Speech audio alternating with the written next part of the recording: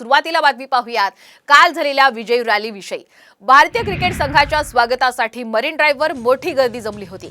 यावेळी अनेक क्रिकेट प्रेमींना श्वास घ्यायला सुद्धा त्रास झाला। एका चाहत्याला श्वास घेण्यासाठी त्रास होत असताना पोलिसांनी खांद्यावर उचलून रुग्णालयामध्ये त्याला घेऊन गेले। 10 जणांना जवळच्या शासकीय रुग्णालयामध्ये उपचारासाठी दाखल करण्यात आलेले आहे। दाखल करण्यात आलेल्या दोघांपैकी एकाला फ्रॅक्चर आहे तर दुसऱ्याला श्वास घेण्याचा त्रासही होतोय। मुंबई पोलिसांनी ही महत्त्वाची माहिती दिली आहे। तर आपण पाहिलं काल टीम इंडियाच्या स्वागतासाठी आणि जल्लोषासाठी जी विजयी रॅली आयोजित करण्यात आली होती, वानखेडे स्टेडियमवर सुद्धा विशेष सोहळा आयोजित करण्यात आला होता।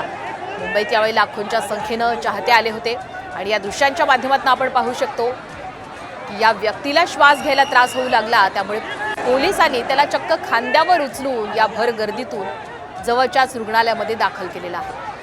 आणि कालच्या या गर्दीमुळे एकाला श्वास घेण्याचा त्रास होतोय तर एकाला फ्रॅक्चर सुद्धा झालेला आहे।